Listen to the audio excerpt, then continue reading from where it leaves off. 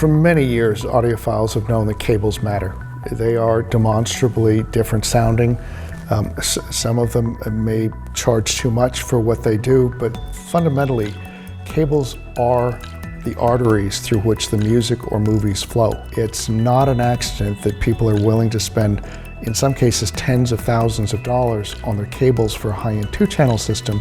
Similarly, in theater, it's incredibly important to be able to pass all the dynamics, all the transient bursts, everything that happens on a 0.1 channel through in a high-quality cable. There are good cables out there, good 0.1 cables.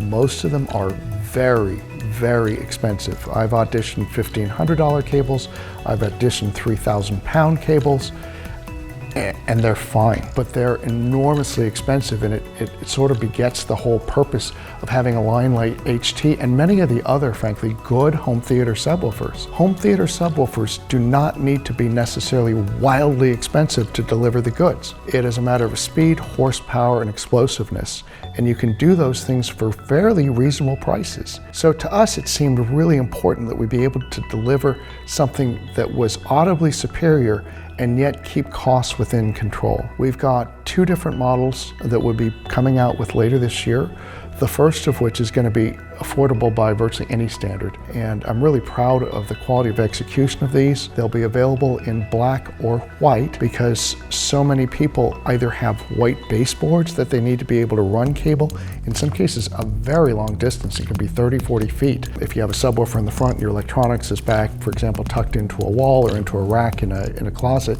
they are CL3 rated, which means that they can also pass legally through walls. And the sound quality of these and the build quality is exceptional. They are very simple to look at. They are very well balanced top to bottom. This is a funny admission, but about 2 years ago, I was in England doing some training for our reps over there. This was the launch of the HT1510. And so we had one, and we had it hooked up with a very nice high-quality aftermarket cable, and it was sounding great. About halfway through the training, one of the other fellows arrived with our second one so that we could have more than one REL in the theater. We went to hook it up and realized, oh my gosh, we don't have the matching interconnect cable. And someone said, who cares? It's 0.1, it'll be fine. Okay, so let's just find something. We needed about 5 meter length, 15 feet or so. And eventually somebody sheepishly came up from the warehouse. They had a box with the freebie throwaway cables that come with things like Sony receivers. You know, the cheapest, thinnest little injection molded nothings. And I sighed and took out one of these pre-packed things, you know, where you have to unwrap the cellophane, it's wrapped around about 8 times, and pulled this little thing out. It was like, oh my goodness, seriously? All right. But again, hey, it's just 0.1 LFE. How hard can it be? It literally sounded broken. It was crazy how far down and level it was. And I thought, no, this is just wire. Fundamentally, he's right. You know, the guy who said, who cares, it's just 0.1 LFE. It wasn't true. Eventually, one of our people ran out to their car where they remembered that they had good cable, brought him in, and we actually needed to, he had 2. We actually had to put a junction in between to make it fit long enough. And even with that junction and all the losses, it was immediately obvious that there was a huge difference. We could finally do our DEM for ourselves. It got me thinking when I got back. I actually brought some back. I gave some to a friend of mine at the time who worked for AudioQuest because I told him the story. He said, can you bring some of these cables home for me? And he proceeded to go around the country selling, you know, millions of dollars worth of AudioQuest because he's a brilliant salesperson.